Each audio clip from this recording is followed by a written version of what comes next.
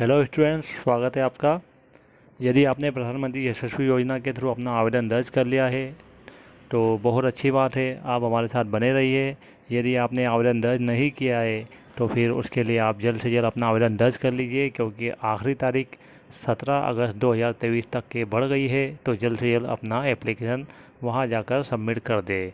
तो आइए आज इस वीडियो में हम जानने वाले हैं कि यशस्वी योजना का सिलेबस और पैटर्न क्या क्या रहने वाला है और आपको किन किन बातों का ध्यान रखना है। आइए हमारे साथ बने रहिए, हम शुरू करते हैं। सबसे पहले हम यहाँ पर आ जाते हैं यशस्वी योजना के मेन पोर्टल के ऊपर। पीएम यशस्वी योजना, इस पोर्टल के ऊपर आ जाते हैं। यहाँ पर एक बात आपको बताना चाहूँगा, बहुत इंपॉर्टेंट बात है कि कई बच्चे ऐसा समझ रहे हैं कि उन्होंने आवेदन दर्ज कर लिया है तो उन्हें स्कॉलरशिप लगभग मिलने ही वाली है, लेकिन इसकी सच्चाई क्या है। सबसे पहले तो एक बात का आपको ध्यान रखना पड़ेगा, यदि आपने आवेदन दर्ज भी कर लिया यानी कि एप्लीकेशन सबमिट भी कर दिया है तो फिर आपको पहले तो एग्ज़ाम देना पड़ेगी, और एग्ज़ाम देने के बाद आपको क्वालिफाई होना पड़ेगा, मेरिट लिस्ट में आना पड़ेगा, और उसके बाद आपको स्कॉलरशिप मिलने वाली है। यहाँ हम देख लेते हैं इम्पोर्टेंट डाउनलोड्स के अंदर। यहाँ पर हम इस तरह का यहाँ पे ऑप्शन दे सकते हैं, state and union territory wise scholarship slots for 2023-24। यहाँ पर इस तरह का एक पीडीएफ ओपन होके आ जाएगा। आप डायरेक्टली यशस्वी पोर्टल से ही इसको डाउनलोड कीजिए। कहीं दूसरी वेबसाइट के ऊपर जाने के बाद में हो सकता है कि वहाँ पर फेक डॉक्यूमेंट आप डाउनलोड करके रख लो। तो आप यहाँ देख सकते हैं कि अलग अलग स्टेट दे दी गई है। यहाँ पर 36 स्टेट्स के बारे में, स्टेट एंड यूनियन टेरिटरीज की यहाँ पर जानकारी दी गई है।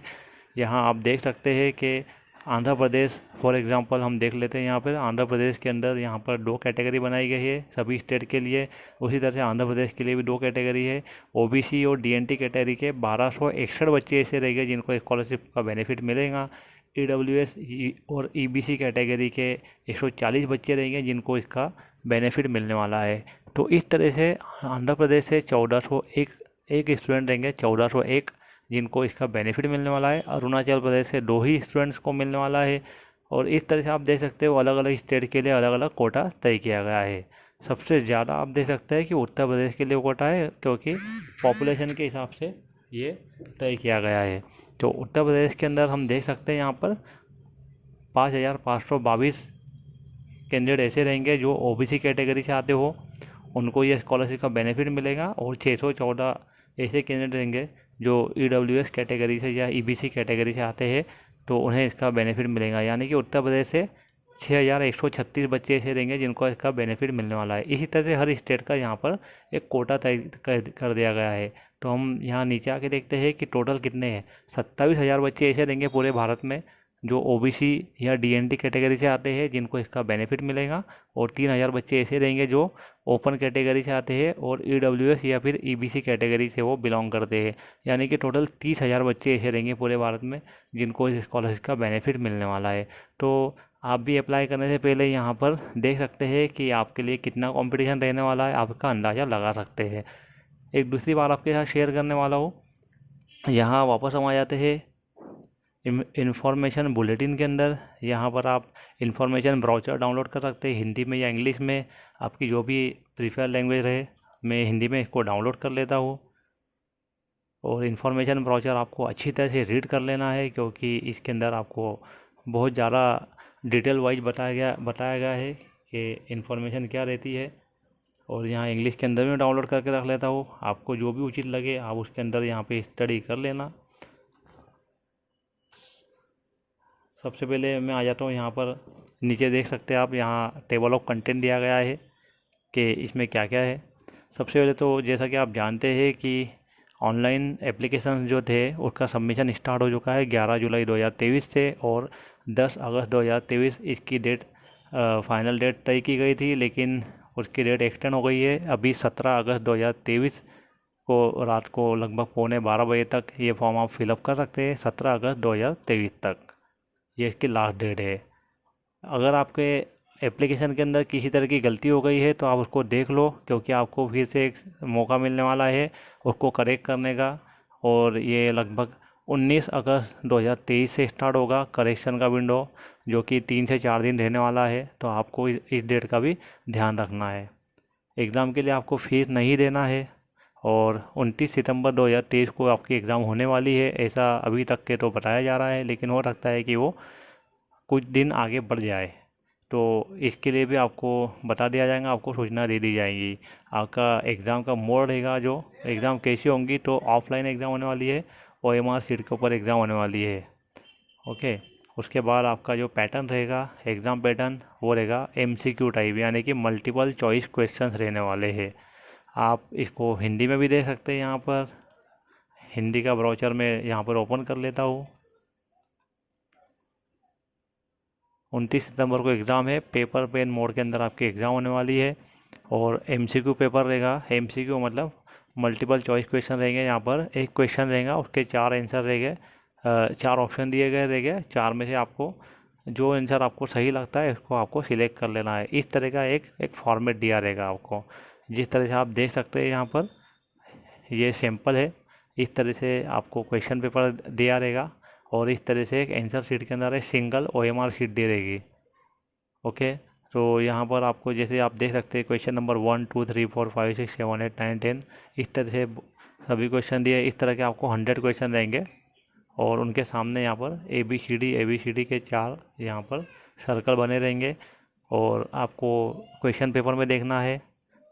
और यहाँ पर आपको हर क्वेश्चन के आगे उसका जो भी आंसर आपको लगता है, उसको आपको डार्क कर लेना है। इस तरह के ये OMR शीट के ऊपर आपको यहाँ पर आंसर शीट के फॉर्म में आपको मिलेगा OMR।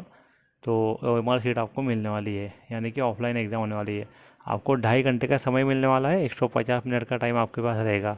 आपको उतने ही टाइम के अंदर अपना क्वेश्चन पेपर सॉल्व कर लेना है। एग्ज़ाम जो होंगी आपकी हिंदी और इंग्लिश, इस ये 2 भाषा के अंदर आपका पेपर आने वाला है, 2 लैंग्वेज रहेंगी। लेकिन अगर ट्रांसलेशन की कोई मिस्टेक रहती है, तो फिर इंग्लिश का क्वेश्चन जो रहेगा उसको माना जाएगा। और आपका परीक्षा का समय और परीक्षा केंद्र यानी एग्ज़ाम सेंटर और एग्ज़ाम टाइम जो रहेगा आपके हॉल टिकट के अंदर आने वाला है, यानी कि एडमिट कार्ड के अंदर आने वाला है।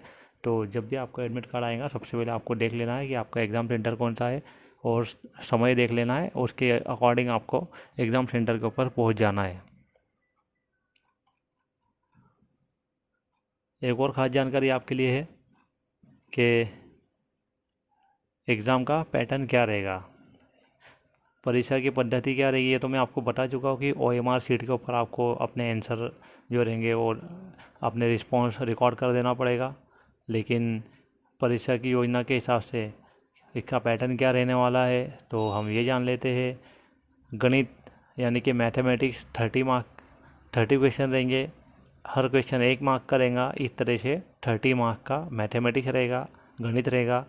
विज्ञान यानी कि साइंस 25 क्वेश्चन रहेंगे, 1 मार्क का एक क्वेश्चन, तो 25 मार्क्स विज्ञान के हो जाएंगे, यानी कि साइंस के हो जाएंगी। सामाजिक विज्ञान यानी कि social science 25 question 25 marks. General knowledge यानी कि सामान्य ज्ञान 20 क्वेश्चन रहेंगे, 20 मार्क के लिए। इस तरह के आपको 100 क्वेश्चन रहेंगे, 100 क्वेश्चन आपको दिए रहेंगे, और 100 मार्क के लिए आप उसको अटेम्प्ट कर सकते हैं। 100 मार्क की एग्ज़ाम रहेगी। प्रश्नों के प्रकार कुछ इस तरह के 4 विकल्पों के साथ बहुविकल्पीय, यानी कि 4 ऑप्शन रहेंगे आपके पास, और मल्टीपल चॉइस क्वेश्चन रहेगा, जैसे कि अभी मैंने बताया आपको। इस तरह से एक उनमें से एक ही सही आंसर रहेगा। कोई भी एक आंसर सही रहता है, उसके अंदर आपने नवोदय की एग्ज़ाम दी होंगी, उसके अंदर भी आपने देखा होगा। और आपने कौन बनेगा करोड़पति जैसे गेम भी देखे होंगे, जिसके अंदर आप समझ ही गए होंगे कि मल्टीपल चॉइस क्वेश्चन में किस तरह से आंसर दिए जाते हैं। इसमें निगेटिव मार्किंग नहीं रहेंगी, इस बात का आपको ध्यान रखना है। यानी कि अगर आपने किसी क्वेश्चन का आंसर रॉन्ग कर दिया है, तो आपके मार्क नहीं काटे जाएंगे। यानी कि राइट आंसर के लिए आपको 1 मार्क मिलेगा, हर एक राइट क्वेश्चन के लिए आप हर एक राइट आंसर के लिए आपको 1 मार्क मिलेगा। और यदि आपने किसी क्वेश्चन का आंसर रॉन्ग अटेम्प्ट किया है, तो उसके मार्क नहीं कटेंगे। 2.5 घंटे की एग्ज़ाम होने वाली है। और ये बात तो मैं पहले बोल चुका हूँ कि 29 सितंबर 2023 की एग्ज़ाम डेट डिसाइड की गई है, लेकिन हो सकता है उसके अंदर कुछ चेंजेस आ जाए। आपको एग्ज़ाम सेंटर के ऊपर आधा घंटे पहले पहुंच जाना है, इस बात का आपको ध्यान रखना है। एक खास जानकारी है कि इसके अंदर पासिंग क्राइटेरिया क्या रहेगा। तो पासिंग क्राइटेरिया ये है कि आपको 35% मार्क्स लाना ही है। 35% मार्क्स आपको लाना ही है। यदि आप 35% मार्क्स लेकर आ जाते हो तो फिर आप क्वालिफाई कर सकते हैं, ओनली क्वालिफाई। मैं यहाँ पर ये नहीं बोल रहा हूँ कि आपको स्कॉलरशिप मिलेंगी, ओनली क्वालिफाइंग मार्क्स, यानी आपको क्वालिफाई करने के लिए 35% मार्क्स लाना है, यानी कि 100 में से आपको 35% या फिर 35 मार्क्स आपको लाना है। यदि आप 35 मार्क्स लेकर आ जाते हो तो आपको एग्ज़ाम के अंदर पास माना जाएगा। उसके बाद एक मेरिट बनेंगी, जैसे कि मैंने इस लिस्ट के अकॉर्डिंग बताया आपको। इस लिस्ट के अकॉर्डिंग आपके स्टेट की, आपकी कैटेगरी वाइज एक मेरिट लिस्ट बनेगी। अगर आप उस मेरिट के हिसाब से आपके मार्क्स रहते हैं तो फिर आपको इसका बेनिफिट मिल जाएगा। सिलेबस क्या रहेगा? एग्ज़ाम का सिलेबस जो रहेगा वो NCERT सिलेबस रहेगा। यदि आप 9th स्टैंडर्ड के अंदर पढ़ रहे हो, यानी कि आपने अगर 9वीं के लिए अभी एग्ज़ाम दे रहे हैं आप, तो फिर आपको 8वीं का NCERT का सिलेबस रहेगा।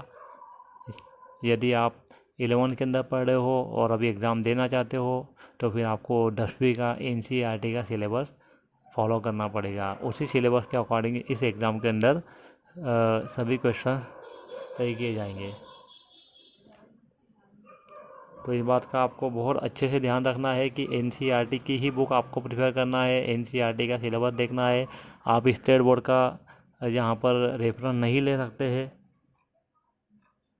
यदि आप NCERT का सिलेबस देखोगे और अच्छे से स्टडी करोगे तो हो सकता है कि आप आसानी के साथ क्वालिफाई कर जाओ।